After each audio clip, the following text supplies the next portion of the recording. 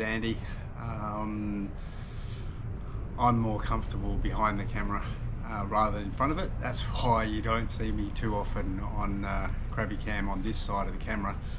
But I've had a few questions lately about my gear that I use for diving and free diving to take the footage that I share on Crabecam. So I thought it was time I got back in front of the camera once again. Before we have a look at the gear, I just wanted to say thanks to everybody. Take the opportunity. 20,000 plus followers on Facebook. That's amazing and terrific, and thank you very much. And people following me on Instagram and the Crabecam YouTube too. So that still surprises me every day, and I appreciate it. I love filming this stuff. I film it for myself anyway, but it's terrific to be able to share it with other people, especially just to show you how fantastic some of the stuff we have in South Australia is. Yeah, the water's cold, and yeah, it's often a bit murky, and yeah, lots of reasons, but it is just terrific, some of the things we have underwater here. And hopefully I can share those things with you. But back to the point, everyone knows I use GoPro cameras. Thanks GoPro. I usually use 2 GoPro cameras at once now. I use 2 on Crabecam so I can give you different camera angles, a closer up and a wider angle sort of shot, and I can cut back and forth, makes the video a little bit more interesting. And I also carry 2 when I'm free diving or scuba diving. One of these cameras was a gift from GoPro, so thanks a lot for that. So sometimes I have it like this, where I've got one GoPro camera just not doing anything. It's just a spare. If I'm in the water for a really long time and I run out of battery or something like that, I've got another one right there ready to go. Sometimes I mount it up on its side on a different bracket so I can use it for portrait shots, for reels and things, rather than editing from the landscape. But most of the time I'm using my regular GoPro 10, and now I've added to the front of that the AOI wide angle lens. The wide angle lens is terrific. It's 150 degrees, so it's even. Well, the GoPro's pretty wide itself, but the AOI lens takes that even wider. 2 things about that: I can get more in the shot. It makes it easier to see everything, and it makes the visibility look better because you're closer to the subject. And the other thing is I can get really close to the subject. So the GoPro is an action camera, and if you use it by itself, you get down to about a foot, 30 centimeters or so away from something, and it'll be going out of focus.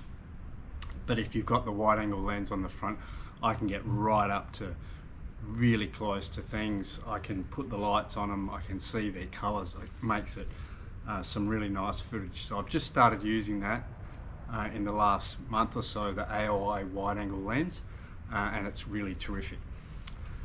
The other thing you'll notice about this setup, most people who start out with a GoPro underwater, they use one camera on a small handle, single handle, and that's terrific. How easy is it to swim with, point it around, everything. But there's a couple of real differences between really good footage and footage that's just okay. And for me, one of those things is how stable it is. And you just cannot shoot stable video on a one-handed mount. And you'll see those videos, they're moving around, they're shaking around, twisting around.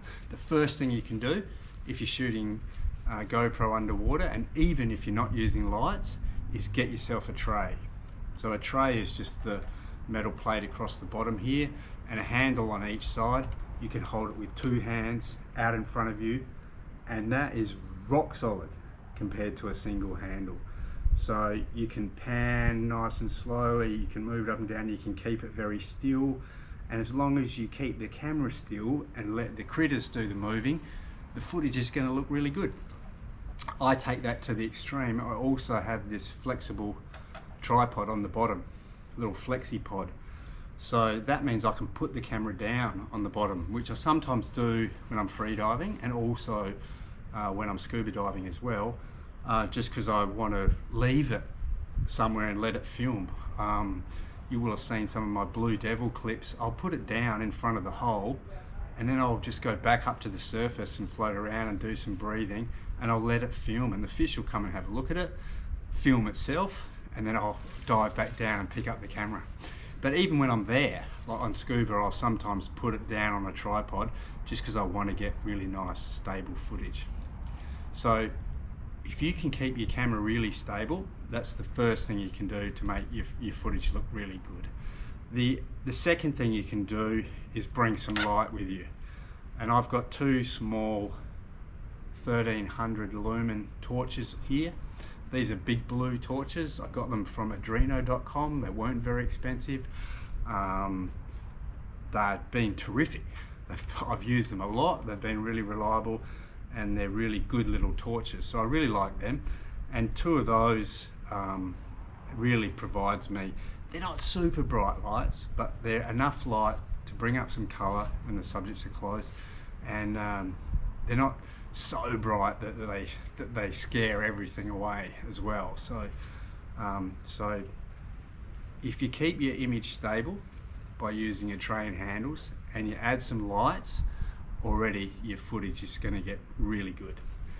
The only other thing I can really add, I suppose, is that if there's three things that you need to do to make your footage look good, the third one is post-production. You can take the footage straight out of the camera like a GoPro 10 and use it, because the white balance is terrific in this camera. It's really good. Like, I can use some footage straight from the camera, but often you'll get a cast across it still, like a bluish or a greenish cast across the whole of the footage, and that's when you need to white balance it in post-production.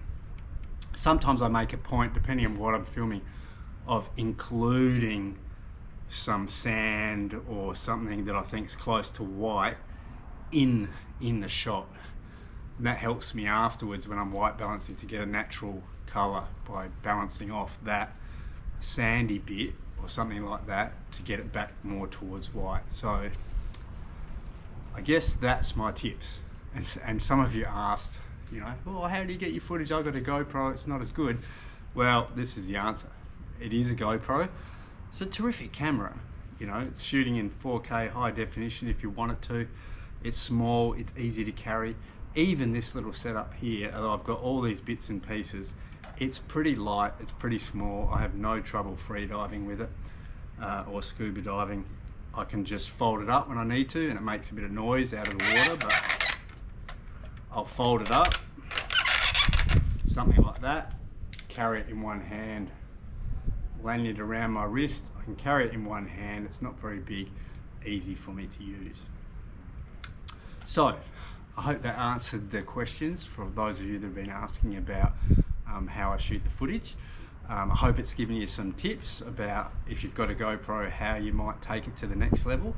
And I'm really, you know, I don't know a lot, but I'm learning as I go along, but I'm also happy to answer questions. So if you've got any questions, just ask me in a comment on one of the videos or send me a message or whatever, and I'll do my best to get back to you and give you the answers.